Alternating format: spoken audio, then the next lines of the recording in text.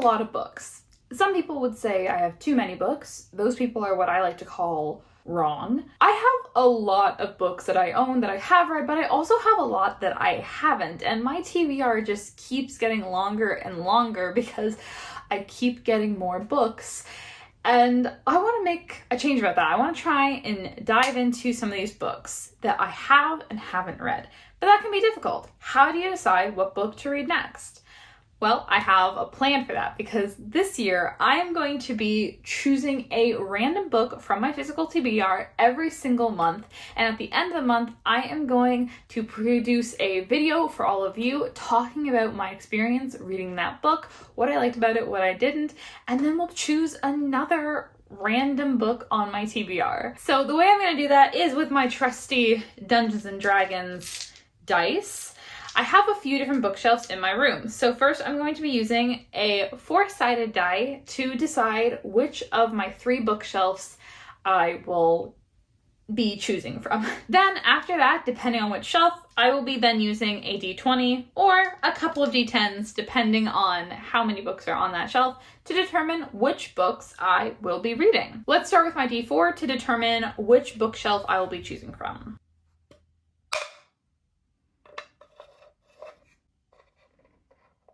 Okay, so 1, I have connected 1 to my bedside side table bookshelf. So since that doesn't have a lot of books on it, I'm just going to use a D20 and I'm going to roll a D20 to determine what book I'm going to be choosing from that bookshelf.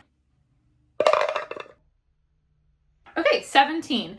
So let's go over to that shelf and pick out the 17th book. Okay, so this is my under my side table shelf. So let's count through 17 of the books that I have not read. So we'll start down here and we'll go 1, 2, 3, 4, 5, 6, 7, 8, 9, 10, 11, 12, 13, 14, 15, 16, 17. Okay. My Life in France by Julia Child. All right, so the first book I'm going to be reading this year as part of my randomized TBR is My Life in France by Julia Child. This is not Julia Child, this is Meryl Streep. But I have no idea what to expect from this. I do own a couple memoirs and I have read them, but they're not typically my favorite. But I mean, I have watched the movie Julie and Julia, so maybe I will kind of know a little bit of her story of her experience living in France. I will get back to you all in a month. I mean, for all of you, it's going to be like a couple seconds, but for me, it'll be a month. Wish me luck.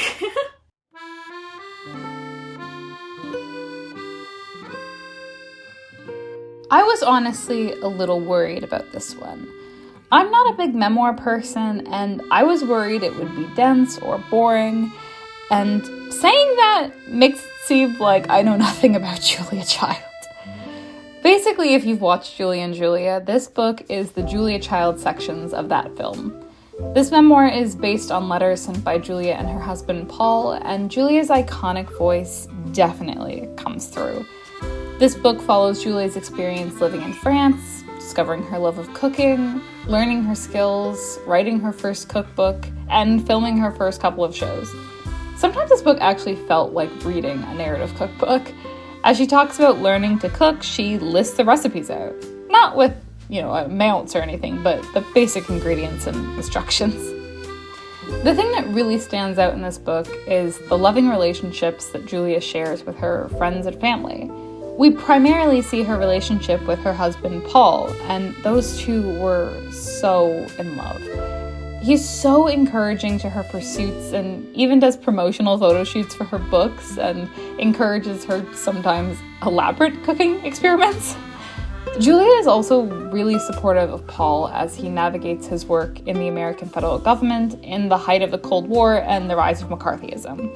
We also see her relationship with her sister, which is so cute and playful, and her friendships with the women who co-write her cookbooks, Louisette and Simca. This book also covers the sadder parts of life and the struggles that Julia faced.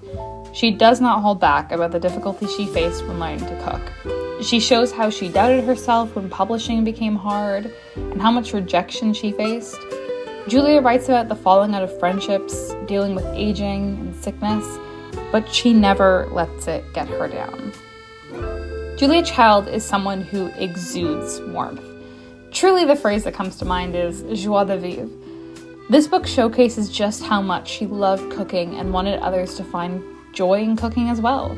It made me want to find my passion, my thing that would consume me like cooking does for Julia.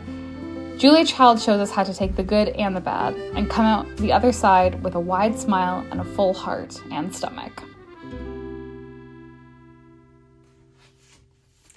And that is My Life in France by Julia Child. This book came at, I would say, the perfect time. I live in Canada, as you all probably know, and winters and especially Januaries in Canada can get rough. It is constant snow and wind and cold, and it gets really hard to romanticize your own life when you're having to trudge through snow every single day and get up and leave your house before it's even light outside to get to school, and it's not fun sometimes, I'll say that much. And the seasonal depression hits hard, I'll say that for sure.